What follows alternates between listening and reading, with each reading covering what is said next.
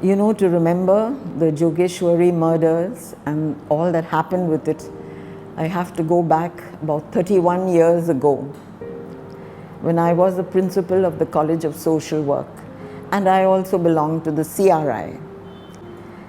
When I met Sister Cyrilla, whose sisters were murdered, and I saw how shattered she was after the incident and the kind of reporting that there was in the newspapers, which damaged their reputations completely, not only them, but the institution for which they worked and the congregation.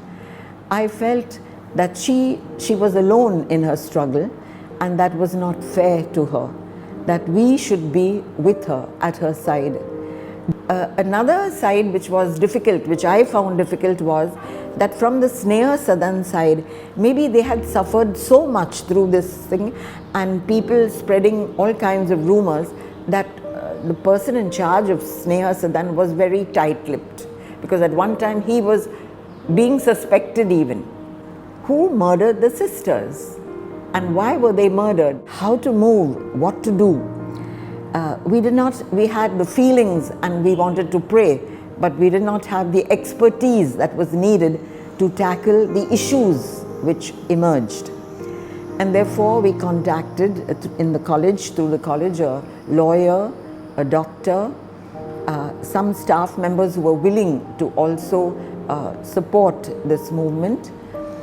And then I also appealed to the public whom I knew through the college and in the parishes, and I found a lot of interest and support. There were the two sides. The reports of the newspapers disillusioned the Christian population a lot, because the reports were so damaging to the reputation of the sisters. But gradually it came to be seen that those reports were really doctored reports. The real post-mortem did not say what came in the papers. Therefore, something has happened in order to ruin, if I may say, the reputation of the sisters, and therefore cast a blanket, a slur, which everybody wanted to hide why this happened, why the sisters are being blamed, and then the fear that worse may come out of it. So better to keep silence. One way of keeping the people in silence, a culture of silence. We went to the Archbishop also to speak to him and ask him what was being done from the side of the church. So he said that they have contacted the authorities and that they are in touch. And so they feel that the police are doing the best that they can. Police also frightened our people by saying, you never know what more can come out. But at the same time, I have a doubt and I have questions to ask, and I ask them. One of the ways by which we could show our intolerance of this kind of situation was to have a public demonstration, a rally.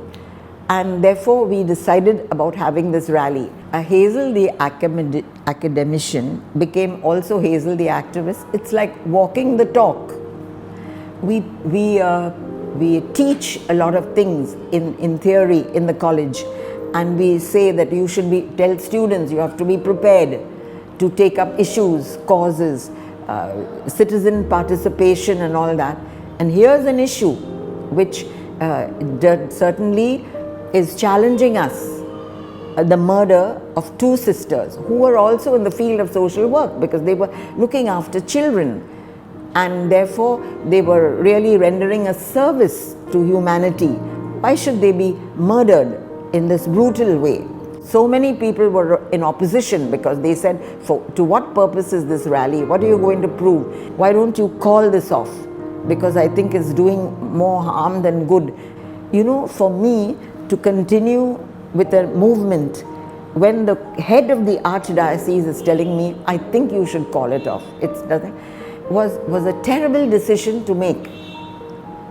To say no is like being disobedient. And at the same time, how would I answer these 80, 100, 500 people who had agreed that we will stand by you? The church is not just the hierarchy. And therefore, while that may shake my faith in the actions of the hierarchy, but it doesn't shake my faith in the church as such.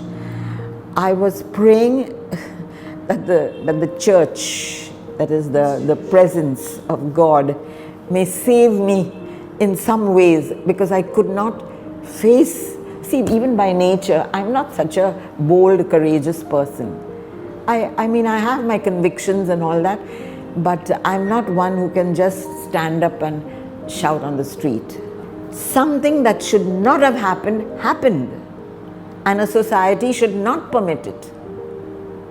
That nuns should be murdered like that. If not nuns, anybody, even a beggar on the road, nobody, neither lynching nor. So when that happens, you have to take action. At that time, you know, I had qualms of conscience even in front of the Archbishop telling me, and I mean, as a religious society also, we are told always to be obedient to the authorities and all, and I was flouting that.